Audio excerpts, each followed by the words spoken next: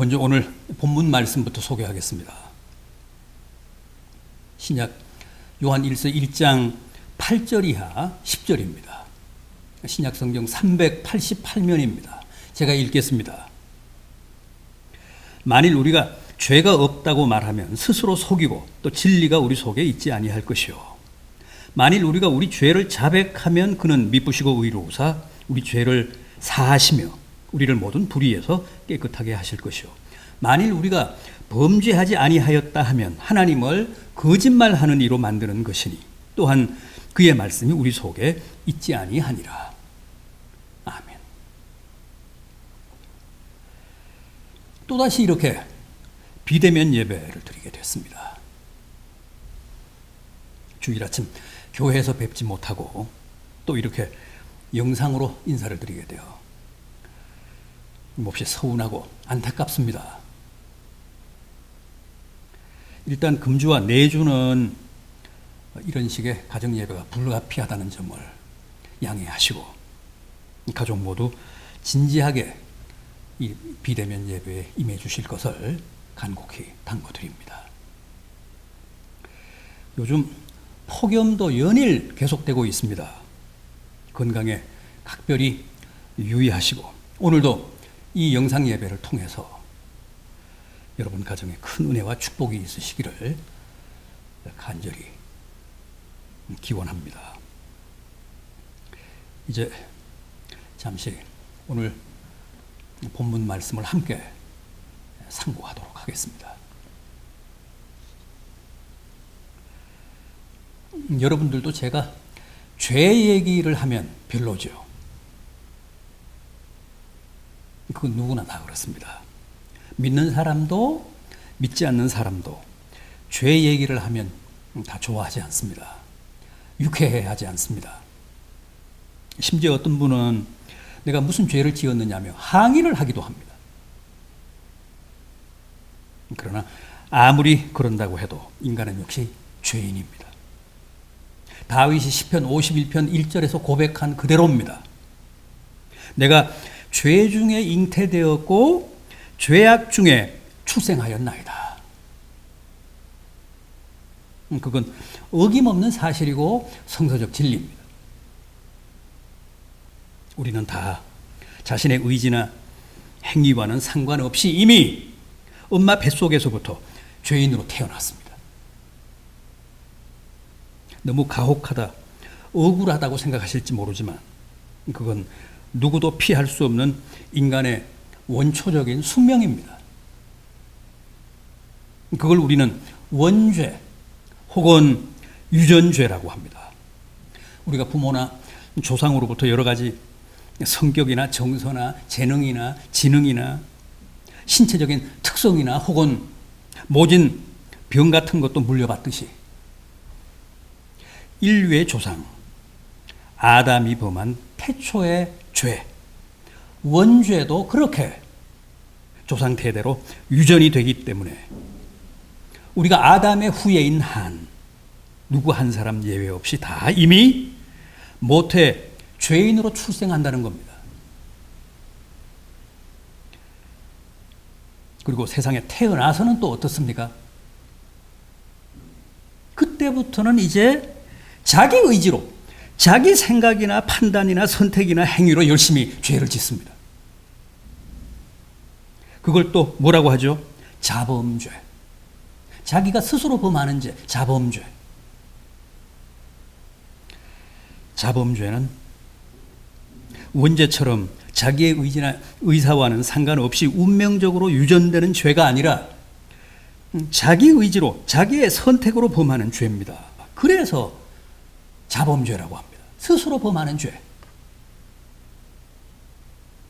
그렇다면 원죄는 대물림되는 죄여서 불가항력적이라고 하더라도 자범죄는 왜 또 짓게 되는 걸까요? 사람은 왜 오로지 착한 생각만 하면서 선하게 죄 짓지 않고는 살아갈 수 없는 걸까요? 우리가 다 이미 죄인으로 태어나기 때문에 그렇습니다. 우리가 이미 다 원죄라는 치명적인 죄성을 가지고 태어나기 때문에 자범죄 역시도 거의 운명적이고 불가항력적이라는 겁니다. 그러니까 보십시오. 우리는 이미 원죄라는 유전자 DNA를 가지고 태어나기 때문에 태생적인 선천적인 운명적인 죄인이고, 또 그렇게 원죄 유전인자를 가지고 태어났기 때문에 태어난 후에도 끊임없이 내 스스로 계속 죄를 지으며 살아감으로써 또한 피할 수 없는, 부인할 수 없는 죄인이라는 겁니다. 어떻습니까? 이래도 죄인이 아닙니까? 원죄의 피를 받아 죄인으로 태어나서 다시 날마다 순간마다 생각으로 말로 행동으로 밥 먹듯 죄를 지으며 완벽한 죄인으로 살아가고 있는 게 우리 인생인데, 이래도 죄인이 아닙니까? 그것도 몰라서가 아닙니다. 죄인 줄 뻔히 알면서, 이래서는 안 되는데 하면서도 계속 죄를 짓습니다. 이걸 히브리서 10장 26절은 짐짓죄라고 했습니다. 알면서도 짓는 죄, 짐짓죄. 또 죄가 좋아서, 죄악의 낙이 달콤해서 고의적으로, 적극적으로, 능동적으로, 심지어는 계획적으로 범하는 죄도 있습니다.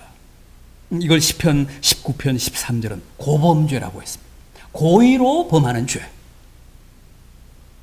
어떻습니까? 이래도 우리를 죄인으로 규정하는 성경 말씀이 부당하고 억울하고 불쾌하십니까? 그래서 오늘 본문 8절은 만일 우리가 죄가 없다고 말하면 스스로 속이고 또 진리가 그 속에 있지 않다고 했습니다. 또 10절은 만일 우리가 범죄하지 아니하였다 하면 하나님을 거짓말하는 이로 만드는 것이고 그의 말씀이 그 속에 있지 않다고 했습니다. 여러분, 우리는 다 죄인입니다. 원죄 죄인이요, 자범죄 죄인이요, 짐짓죄 죄인이요, 고범죄 죄인입니다. 자, 그렇다면 이렇게 날마다 각종 죄에 쩔어 살아가는 우리를 하나님이 어떻게 하셨다고 합니까? 베드로전서 1장 19절입니다. 오직 흠 없고 점 없는 어린 양 같은 그리스도의 보배로운 피로 우리를 깨끗하게 하셨다고 합니다. 그리스도가 당신의 보배로운 피로 우리의 그 죄값을 대신 다 지불해 주셨다는 겁니다. 그게 바로 히브리 말로는 짜다크, 헬란 말로는 디카이오입니다. 구속, 대속. 따라서 이제 주님의 십자가를 믿는 사람들은 주님의 그 보혈로 말미암아 원죄, 자범죄, 짐짓죄, 고범죄가 다 씻겨 깨끗한 하나님의 자녀들로 거듭났습니다. 그것은 확실하고 추워도 의심의 여지가 없는 사실이고 진리입니다. 그런데 문제는 우리가 다 그렇게 해서 새 사람이 됐고 하나님의 자녀로 거듭났으므로 이제는 더 이상 어떤 죄도 짓지 않느냐 하는 겁니다. 어떻습니까? 절대 그렇지 않죠. 우리는 그리스도인으로 살아가면서도 여전히 열심히 죄를 짓고 있습니다. 지금도 날마다 밥 먹듯 죽 먹듯 죄를 범하며 살아가고 있는 게 사실입니다. 그래서 우리가 자주 회의에 빠지잖아요. 낙심하기도 하고 자신에게 실망하기도 하고 좌절하기도 하지 않습니까? 정말 내가 거듭난 사람일까? 내가 정말 구원받은 하나님의 자녀일까?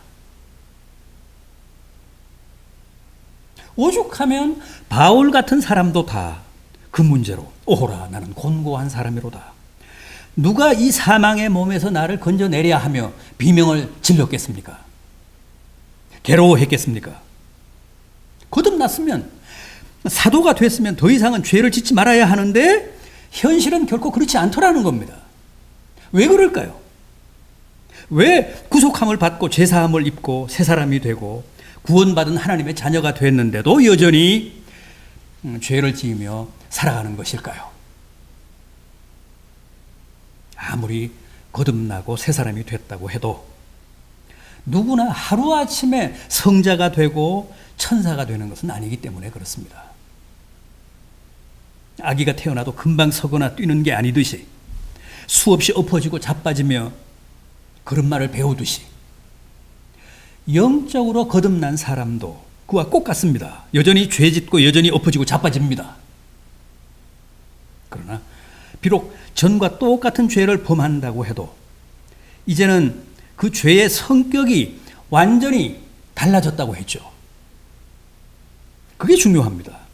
전에는 마귀의 종으로 살면서 마귀가 시키는 대로, 세상의 종으로 살면서 세상이 부리는 대로 죄를 지었지만 이제는 마귀가 시켜서가 아니라 내 몸에 배인 옛사람의 습성 때문에, 옛사람의 근성, 그 버릇 때문에 그 관성의 법칙에 의해서 본의 아니게 죄를 짓는 것이라고 했습니다.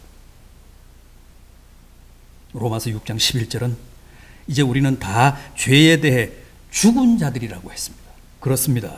우리는 죄에 대해 죽은 자들입니다.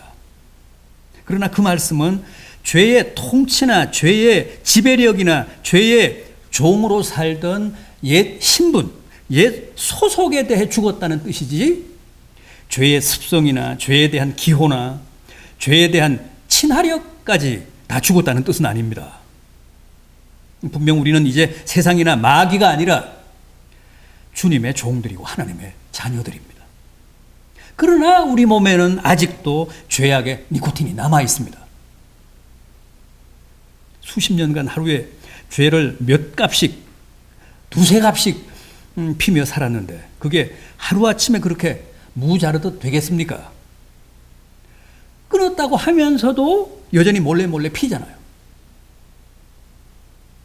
평생을 죄 지으며 살아왔는데 담배를 끊고 술을 끊기도 어려운데 그게 그렇게 쉽게 되겠습니까? 이제는 마귀가 강제하는 것은 아니지만 옛날 가락 때문에 우리가 지금도 여전히 기회만 있으면 죄를 짓습니다. 그럼에도 중요한 게 뭡니까? 이제는 비록 내가 죄를 범한다고 해도 그냥 못난 신자고 나쁜 하나님 백성일 뿐이지 죄를 지었다고 해서 다시 옛 신분으로 환원되거나 내가 받은 구원이 원천적으로 무효가 되는 것은 아니라는 것. 못난 자식이고 불효자일 뿐이지 하나님의 아들이라는 신분이나 지위 그 자체가 해소되거나 원인 무효가 되는 법은 없다는 거예요. 그래서 바울이 로마서 8장에서 뭐라고 했죠? 이제 그리스도 예수 안에 있는 자에게는 결코 정죄함이 없다면서 누가 능히 하나님이 택하신 자들을 고발하리요? 하나님이 의롭다 하신 자를 누가 정죄하리요? 누가 우리를 그리스도 예수 안에 있는 하나님의 사랑에서 끊으리요? 그랬습니다. 자, 그렇다면 이제는 비록 내가 죄를 짓는다고 해도 그리스도 안에 있다는 이유로 더 이상 정죄함을 안 받는다고 하니까 하나님이 오로지 의롭다고만 하신다고 하니까 지금까지는 불안해하며 죄를 범했지만 앞으로는 이제 안심하고 마음 놓고 죄를 지어도 될까요? 그 문제에 대해 어떻게 생각하십니까? 로마서 6장 2절은 분명히 그럴 수 없느니라 그랬습니다. 왜요? 그것은 다시 죄를 지으면 받은 구원이 해소되기 때문이 아니라 구원받은 하나님의 백성의 지상 과제요 목표인 성화에 막대한 지장을 초래하기 때문에 그렇습니다. 성화가 뭐라고요? 거룩하신 하나님의 모습을 닮아가는 과정이라고 했습니다. 거룩하신 주님의 모습을 내 몸에 익히는 훈련이라고 했습니다. 따라서 죄가 비록 우리가 받은 구원은 해치지 못한다고 해도 성화를 치명적으로 방해할 수 있기 때문에 더 이상 정죄함이 없다고 해도 절대 안심하고 죄를 짓거나 죄를 계속 즐길 수는 없다는 겁니다. 그러나 성경이 이렇게 아무리 그럴 수 없다고 해도 우리는 여전히 죄를 안 지으면서 살아갈 수는 없죠. 그게 바로 오늘 우리들의 실존적인 한계고 모순이고 고민입니다. 자, 그럼 어떻게 해야 할까요? 이 문제를 위한 성경의 처방은 뭘까요?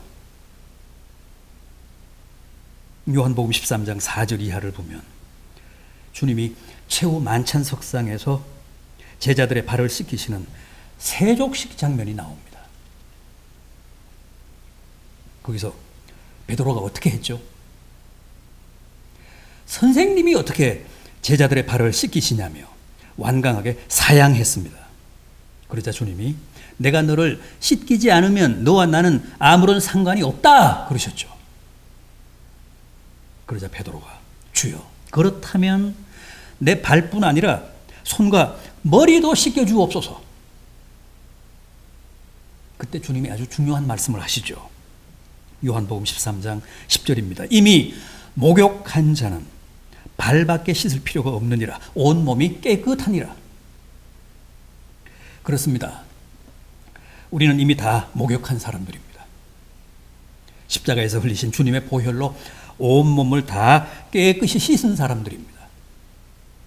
그러나 아무리 새벽에 사우나를 다녀온 사람이라도 먼지 많은 세상에 나가 살다 보면 금방 때가 타고 손발이 더러워지기 때문에 저녁에 집에 돌아와서는 다시 손발을 깨끗이 씻어야 합니다.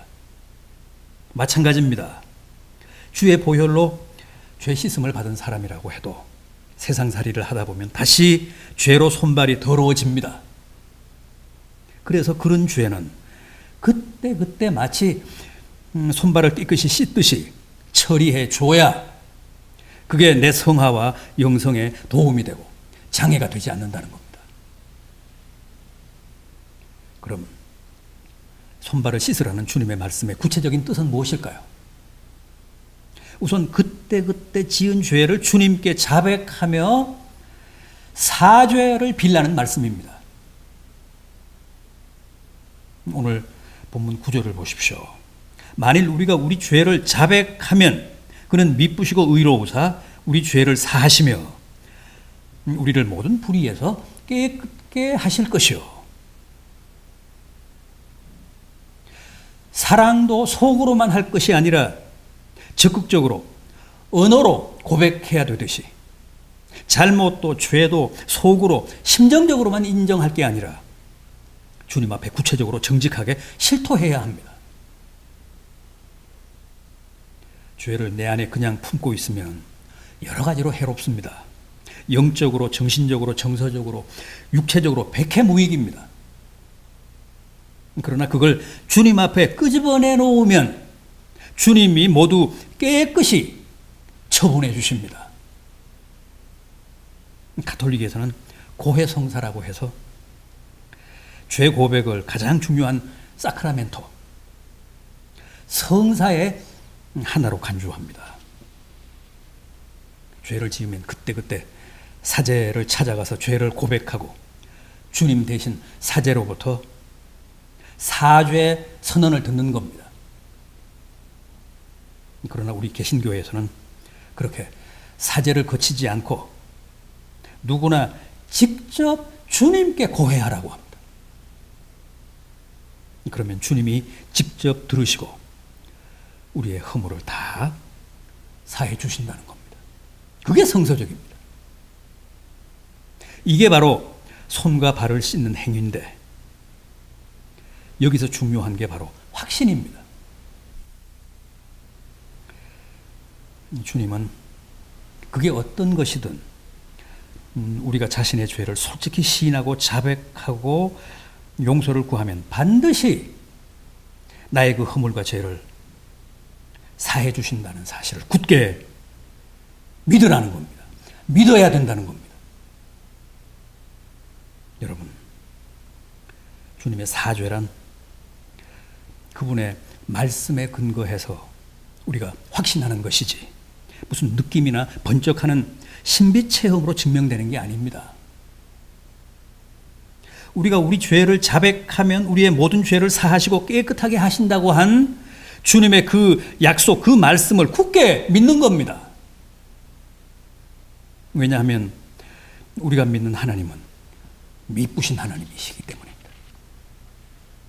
본문 9절에 나오는 미쁘시다는 말씀은 헬라어 피스토스입니다. 신실하다, 진실하다, 믿을만하다 그런 뜻입니다.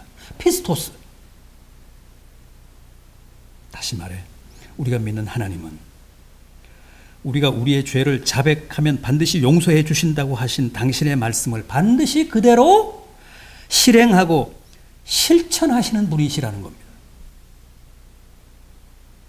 따라서 그 사실을 믿고 나의 모든 죄와 허물을 자백하고 진술하면 정말 내 마음에 평화가 오고 내 영혼이 투명해지고 평온해진다는 거예요.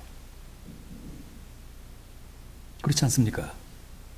잘못을 했으면 그걸 고백하고 시인해서 벌을 받든가 용서를 받든가 해서 일단 그 죄를 처리해야지 계속 내 속에 넣어두고 살면 죄의식에 사로잡혀서 비겁해지고 초조해지고 불안해져서 심리적으로, 정서적으로, 영적으로, 육체적으로 전혀 이로울 게 없지 않습니까? 부디 자백과 시인을 통해 모든 죄의 짐, 마음의 짐을 주님의 십자가 아래 다 내려놓으십시오.